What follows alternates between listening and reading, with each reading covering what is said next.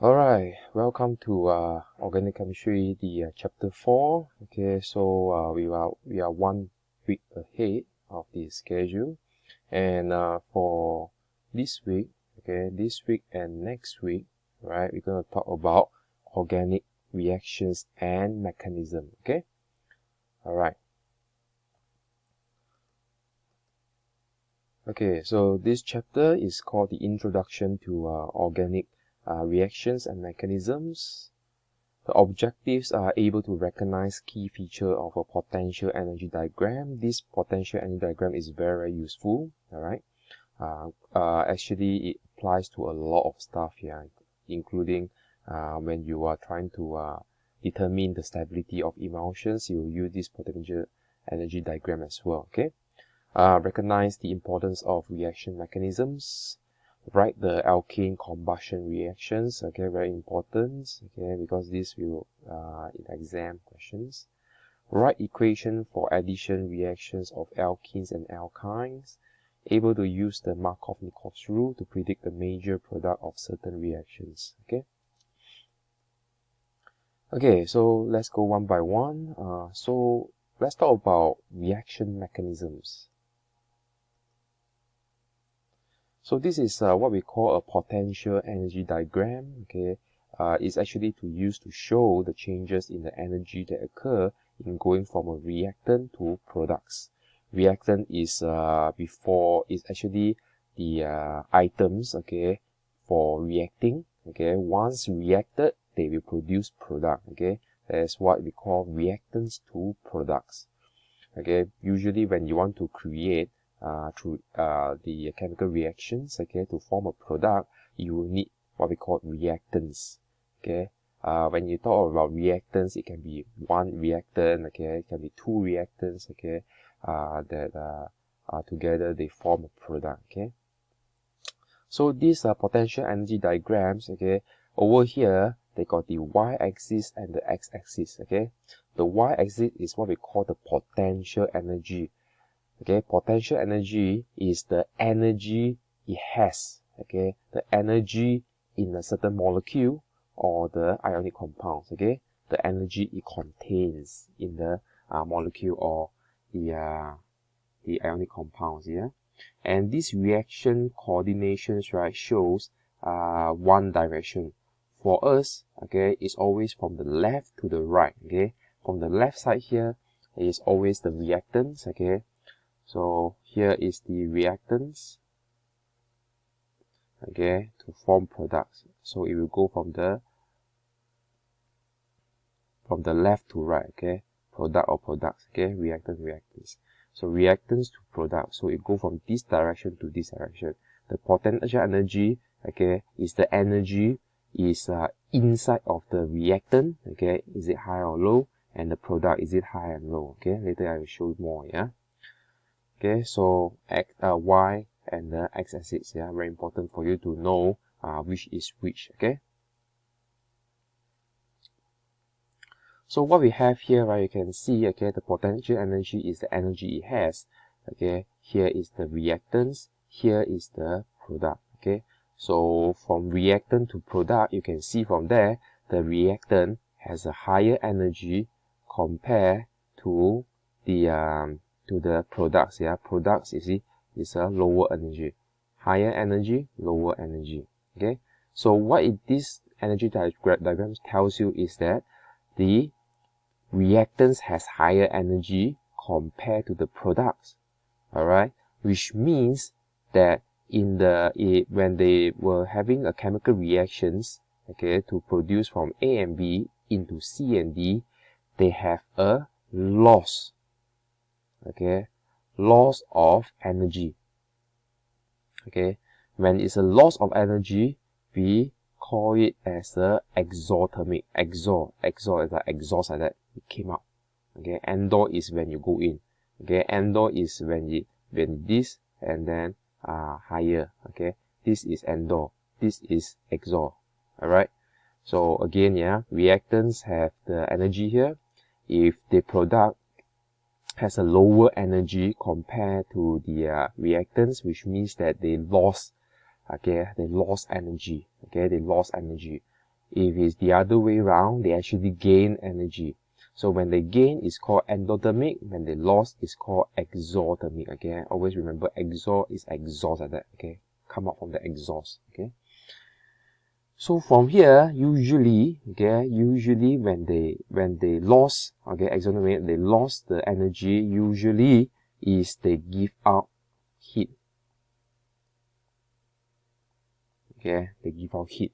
Heat is one of the most very common way of losing energy. Okay, heat is the very common losing energy. So you can see from here, when they want to produce from a reactant to product, what you see over here, right, is that there's a very highly increase in the energy before it become the products. Okay, this is what we call a transition state. Okay, potential energy. Okay, that is required during the transition. Transition means transition from the reactant to products. Okay, why is that a very high energy required? Okay, is what we call what we needed to actually break. The energy is required to break or to form new bonds. It makes sense, right? Okay, so the energy is required to well. That's why a lot of reaction, even you see from the high school, right? When you want to do some reaction, what do? You need to actually heat up. Okay, like a beaker. What you do is you need to heat up. Okay, the heating up is basically to achieve the energy enough for this transition state. Alright, this transition can be high, can be low. Okay, lower means you require less energy, higher means you require more energy to have the transition perform. Okay. Okay, so you can see from here, okay, the energy required to change from a reactant to product, if it's very low, okay, this is also, you can have two different naming here. It can either what we call the transition energy, okay, or what we call is that the energy of activation, okay, which means that the energy required, okay, to change from the reactant to products. Okay, if you did not achieve this energy, means that the reaction cannot happen. Get it? Okay, so what happened, right, is that if you require very low, just say that over here, okay, if it's very low, okay, energy of activation or transition energy, okay, if it's 10 to 20 kilocalories per molecules, okay, this is kilocalories is a unit for energy. Okay, that's why we always like measure how much we have eaten, also using this the same. It's a unit for energy.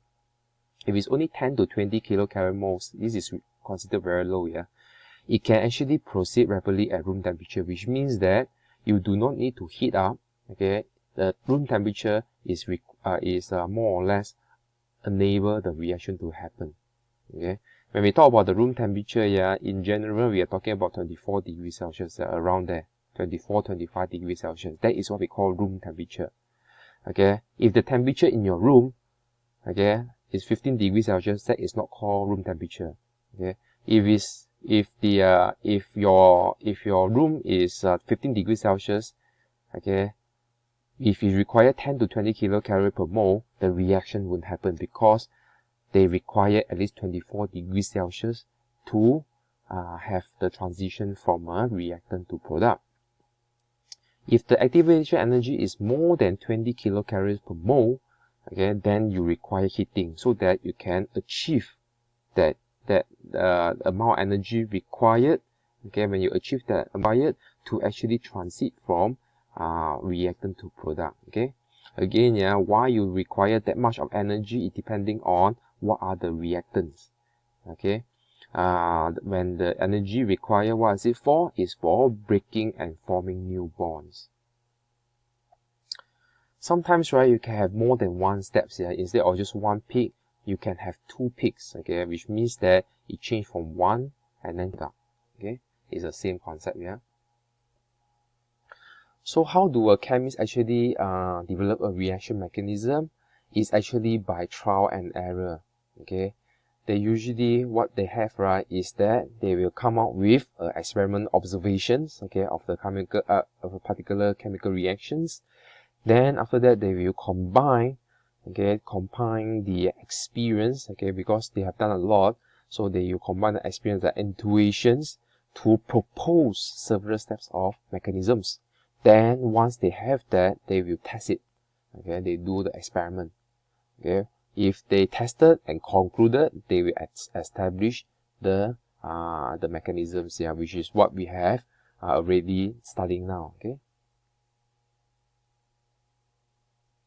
Okay, why is it important to learn the reaction mechanisms? Okay, it's actually a theoretical framework within which they organize a great deal of description chemistry. Yeah. Okay, with the insight into how reagents add to a particular alkenes, it's possible to make generalization and then predict how the same reagent might add to the other alkenes. Alright, so the good news is that what we are learning now in this chapter is a set of the reaction mechanisms, okay, namely the addition reactions, okay, for the alkenes, alkynes, okay, and this addition, right, is sort of like you form a theory framework. More or less, they have the similar mechanism regardless of which kind of organic molecules. Okay, regardless of which kind of organic molecules, they will have a similar concept, which means that we can actually predict what will happen if we have another molecule. Okay, so we have this molecule, we have that. Okay, we sort of like can predict what will happen. Okay, based on the theory. Okay, based on the theory.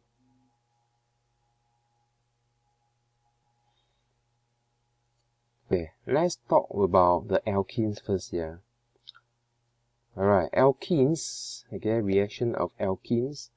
We have mentioned in the earlier chapter that it has a very little reactivity because of having just a single bond. Okay, and also we mentioned that there is no functional groups. Okay, because of that, they actually do not react very well. Okay, even though you got strong acid, strong base, oxidizing agents. Okay, potassium chromates, and also most of the agents like sodium metals.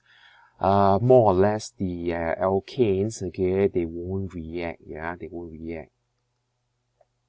However, it actually can break.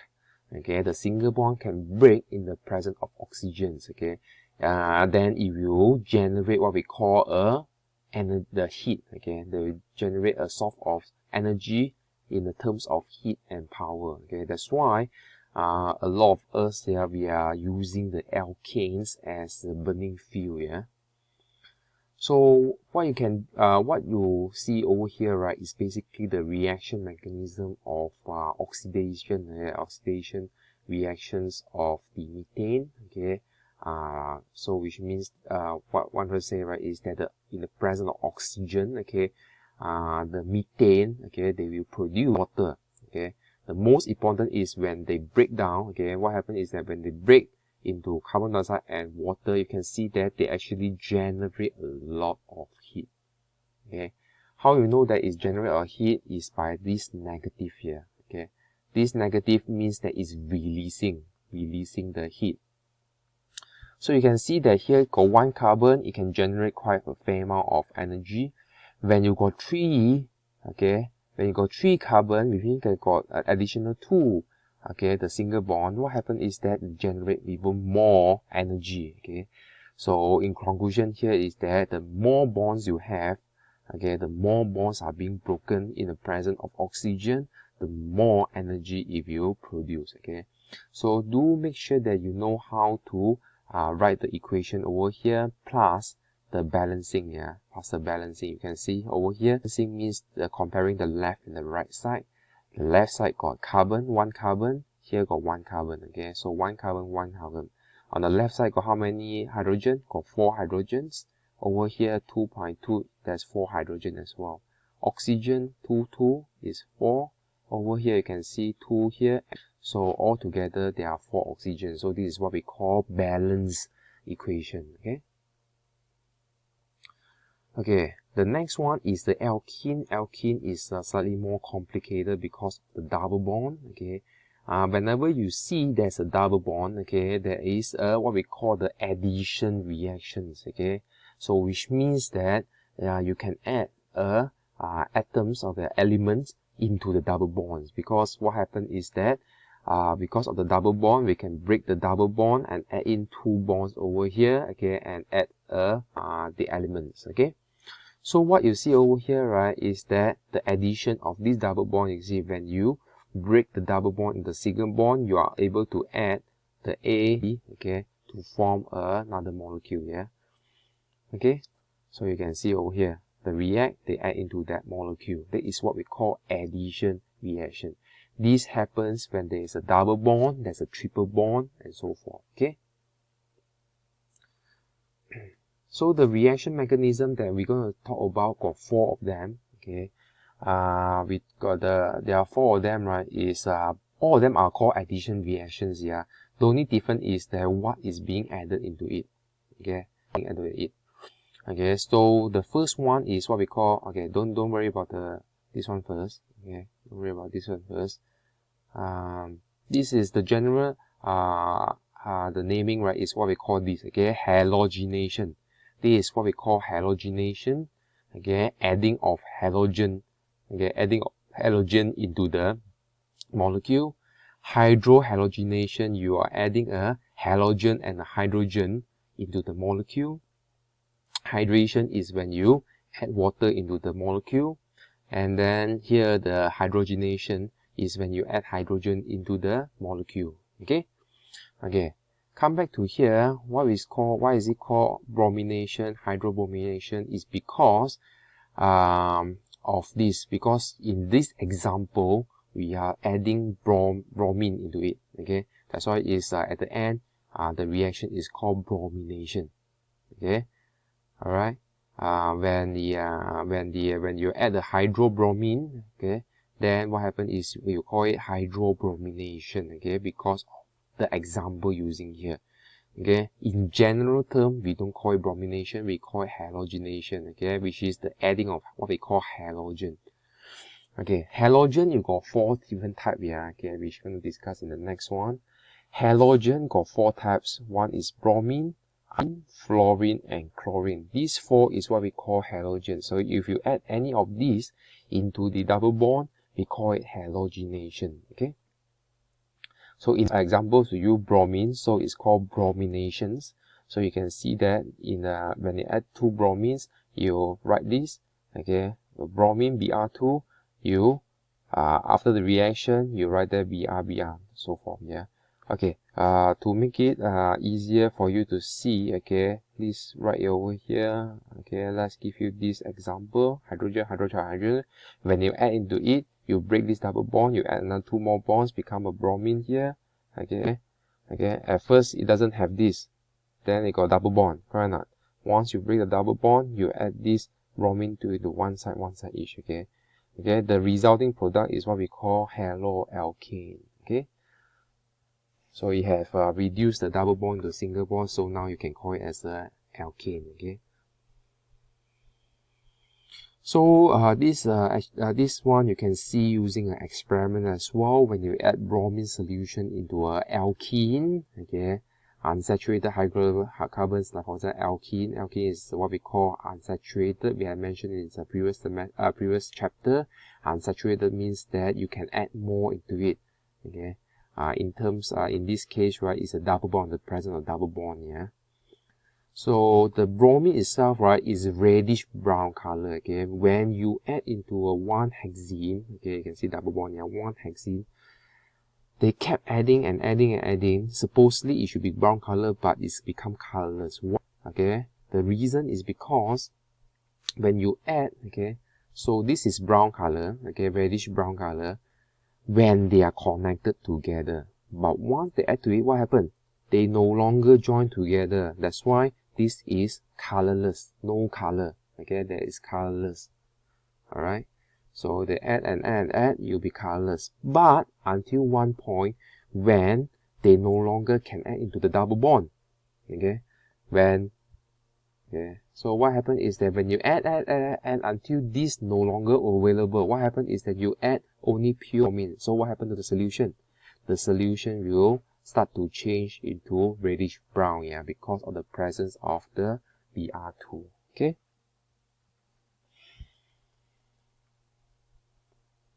So over here, okay, so the reactions, okay, so there's the answer.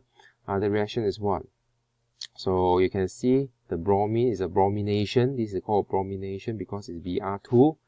Okay, they will add into this, they will add into this, okay, they will change into single bond. You can see over here, they change to a single bond, Br here. Okay.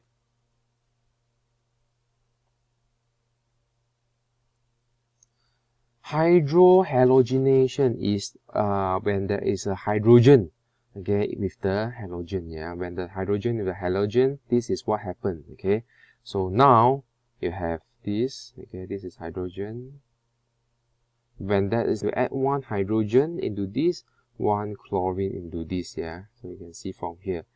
Okay, because of the presence of hydrogens, we call it a hydrohalogenation. Yeah, HCl is a strong acid. Yeah. So hydrohalogenation is when you can react with hydrochloric acid, HBr, HI, yeah, all these are acidic compound, yeah. Okay. Example over here, if you add HCl, you can see they will make this into add one into each side, okay, to form this chloroethane. Okay. Next one is hydrogenation, but this got more complication. Okay. Just now it's very easy. You say that, okay, just add this, that's fine. But if you come with three of the carbon, okay, with a double bond over here, alright, it becomes more complicated in terms when you add hydrogen here, when you add a Br here, okay, it's different when the hydrogen is added here, when the Br is added there. Correct or not? Okay. So you can have a potential of these two compounds if you look at this molecule. But in reality, there is only one, okay, is more favor to produce compared to another. So your question to me, right, will say, sir, so which one is the product that is more dominant? Okay, we use dominant, yeah. Okay, not to say that the other one won't produce. It's just that if you is not favor, okay, the other one is produced more favorable than compared to the other. So the answer will be this. Alright, this is the most significant. This is less, this is more. Okay. In the exam, if you ask you which is the most significant amount compound, please draw, then you should draw this one, not the other one. Okay. Okay. How do you actually know that it's this? Okay, but not this. Okay. How do you know that that one is the most significant compound compared to the other one? You follow what we call the Markov-Nikov rules. Yeah. Very easy. If you want to see the Markov-Nikov rule, alright, you look at the double bond, you check which side got more hydrogen.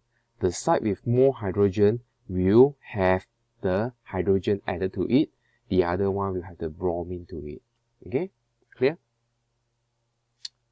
So you see over here, okay, using Markov-Nikov to be the major products. So you, okay, so here there's no hydrogen here. Here got two hydrogens. So the hydrogen will add here, okay, and the chlorine will add over here. Okay, so the chlorine will add here. Yeah. So this one will add here. The hydrogen will add over here. Okay, clear? So check which one is which side, which carbon has a more hydrogen attached to it. Not this one, yeah. Okay, directly attached to it, yeah. Okay, so the one with the most, okay, will have the hydrogen attached to it. Okay, the next one is the hydration. Okay, hydrations, if you want to react water with alkanes, if you it does not react with alkenes, yeah, in the absence of catalyst. If you do not have catalyst, it won't happen. So you will need an acid catalyst, yeah, a strong acid. Remember, yeah, if you want to acid catalyst, you need to use a strong acid. Yeah, the reason why you want to have a strong acid is because of the dissociation. Yeah, the dissociation is the giving out of hydrogen from the molecule. They have a high dissociation, they can give out all. Okay, if not, they have a very little, there's no point. Okay, so it needs to have a you need to dissociate readily. Yeah? Okay, for that, that's why you need to have a strong acid. So if you think about that, I was thinking, sir, how do you actually react a polar, okay, water molecule with a non-polar? Okay, first thing is that they don't like each other because polar don't mix with non-polar, correct or not? We learned from last chapter. Secondly is that you say, sir, there's a difference in density. Okay, the alkenes, okay, they always have a lower density compared to the water, which means that it will float. So it doesn't mix, it will float. Can it react or not? Okay, so in that case, right, if you want them to react, you not only need acid catalyst, you also need agitation. Okay, agitation is when you mix. Okay, you need to vigorously mix it, okay, so that they can react together. If you do not have that, they separate, they cannot react. Okay, so when you react with agitated, okay, strongly, so what happens is the same thing. You add the hydrogen here, the OH to the other side. So what you get right from here is produce an alcohol, okay, a alcohol molecule, okay, from an alkene to an alcohol molecule. Okay, so that is very important, yeah, for you to understand that, because later on you will see a lot of reactions with this kind of happening as well. Okay, so over here, if you also follow the Markov-Nikodym rule, yeah, because you got those three. If you got more than 2 carbons, okay, so 3 carbons over here, you may have more complications. Say the hydrogen will add here or here. Same thing, you use the Markov-Nikodym rule. Okay, check. Here got 1 hydrogen, here got 2. So the hydrogen will add to the one with the more, and then the OH will add to this side. Okay, so this one is the significant amount product. Okay, the one that is produced more favorable. Okay, so draw here what is the major component. Okay, major organic compound. So you use the Markov-Nikodym. You check over here which one got more hydrogen. Here only got 1, here got 2. So in this case, hydrogen will add here, OH will add over here. There you go, the answer.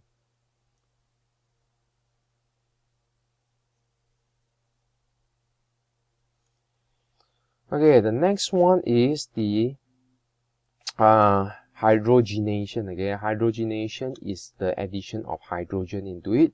You add hydrogen, you just add the hydrogen in there, changing from an alkene to a alkane. Okay, this hydrogenation is very, very common to change the fat that is high in the unsaturated fatty acid into the single bond, yeah, okay, to a saturated the fatty acid. Okay, fat is usually like that, yeah. Fat, you got the glycerol. Okay, so this is glycerol. We usually draw it, okay, glycerol with a OH here. Okay, so it's CH 3 CH, sorry, 1 2 3, okay, sorry, CH2 CH CH2. Okay, so here they will undergo esterification with a fatty acid. Okay, C. Okay, if you got a double bond, it's called unsaturated. Okay, there's a certain direction. Yeah, okay, so when they are joined together, is actually is called fat. It's a fat reaction. I'm going to talk more about that. Don't worry about that. I'm going to talk more about in the later chapter, just to give you a bit of preview. Okay, so what happened is that they will change the double bond into a single bond. Okay, the reason why they want to do that, right, okay, is to change from a liquid fat into a solid fat, because solid is much more easier to handle. Okay, so over here they change it from a liquid to a solid fat, much more stable, okay, against oxidation, much more easier to handle. Okay, and the melting point is also higher. Okay, much more easier to handle. Okay, so how should you do this? Okay, there's no need Markov-Nikodym because it's adding both same hydrogen. You add here, okay, become this. Okay, from an alkene to a alkene. Okay, this is basically we have spoke about these 4 different reactions. Okay, the last one is the reaction of alkyne. Okay, alkyne is the triple bonds. Yeah, whenever they have a triple bonds, the reaction is going to be exactly same as the alkenes. The only difference, right? So it will also go for the halogenation, hydrohalogenation, hydration, as well as hydrogenations. Yeah, okay. The only difference is that you will consume twice the amount because they got more bonds. Okay, when they got more bonds, you can add more. Okay, so this is some of the reactions. So you can see over here. This is interesting. Okay, what interesting over here, right, is that if you did not fully convert, okay, the triple bond into a single bond, okay, or react fully, okay, you can actually change from a triple bond to a double bond in case of this. With this, you can use the catalyst, okay, you can use the catalyst to control the outcome, whether you want to form a cis or a trans, okay. So if you use a Lindlar catalyst, okay, you can change to a cis. If you use this one, okay, with the ammonia and lithium, you can do the trans, okay. So for over here, you can see here, okay, if you fully reduce it to a single bond, you form from a alkynes to a alkane, okay. So if you see from the tutorial, it's sometimes going to be quite tricky, okay. Sometimes we give you limited, even though we use this catalyst, we have limited the hydrogen over here. It won't change. If I hit right here just 1 hydrogen, again not 2, they will change to a double bond, not a single bond. Okay, so exam sometimes can trick you through that. Yeah, so be careful. Yeah. Okay, so that's it for this chapter. Okay, for this week and next week. Okay, so over here, all right. So this will be week 5 and week 6. Yeah, week 5 and week 6. The content. Okay, not a lot. Okay, so make sure you spend this time to catch up whatever you not understand. Okay, you can ask me as well. Yeah. Alright, and please remember to do your tutorial. If you got question, please write. Yeah. Okay, so remember to indicate in the Padlet, okay, your name, your ID, whether you got question or no questions. Okay. Thank you.